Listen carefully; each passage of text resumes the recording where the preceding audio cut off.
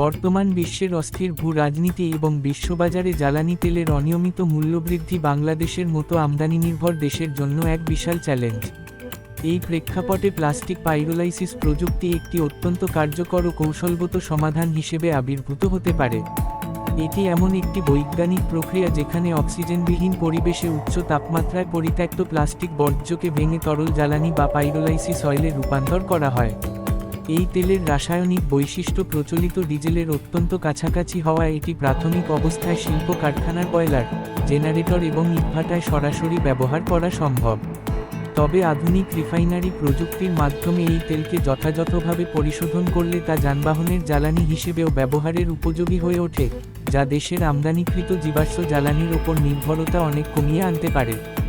বাংলাদেশের মতো জনবহুল দেশে প্লাস্টিক বর্জ্য ব্যবস্থাপনার সংকট প্রকট, যা ড্রেনেজ ব্যবস্থায় জলাবদ্ধতা সৃষ্টিসহ পরিবেশের অপূরণীয় ক্ষতি করছে।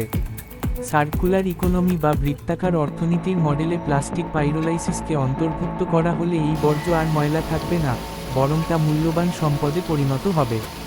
বর্তমান সরকারের টেকনোক্র্যাট ও বিশেষজ্ঞ পর্যায়ে যে গুরুত্বারোপের সংস্কৃতি তৈরি হয়েছে, তা এই প্রযুক্তিকে জাতীয়ভাবে এগিয়ে নিতে একটি অনন্য সুযোগ।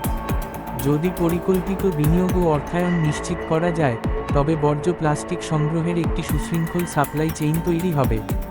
এতে একদিকে যেমন ব্যাপক কর্মসংস্থানের সুযোগ সৃষ্টি হবে, অন্যদিকে আমদানিকৃত তেলের বিকল্প উৎস তৈরি হওয়ায় বিপুল পরিমাণ বৈদেশিক মুদ্রা সাশ্রয় হবে। ডলার সংকটের মতো কঠিন সময়ে এই অভ্যন্তরীণ জ্বালানি উৎস দেশের পরিবহন খাত ও কৃষি সেচ পাম্পের চাকা সচল রাখতে অত্যন্ত গুরুত্বপূর্ণ ভূমিকা পালন করতে পারে।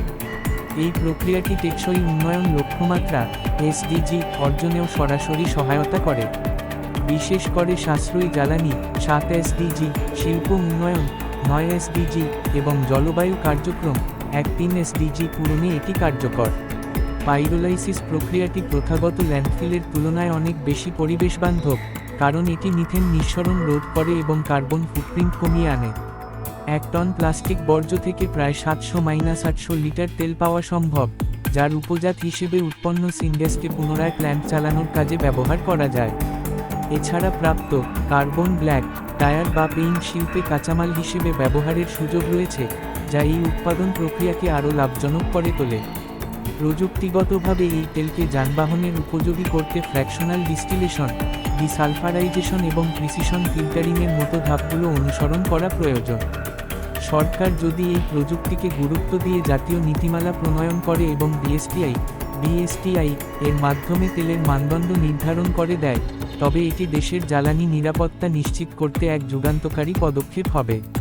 প্লাস্টিক পাইরোলাইসিস কেবল একটি বর্জ্য ব্যবস্থাপনা পদ্ধতি নয়, এটি বাংলাদেশের অর্থনীতিকে বৈশ্বিক অস্থিরতার মধ্যে সুরক্ষিত রাখার এবং একটি টেকসই, পরিচ্ছন্ন ও স্বয়ংসম্পূর্ণ ভবিষ্যৎ গড়ার অন্যতম শক্তিশালী হাতিয়ার।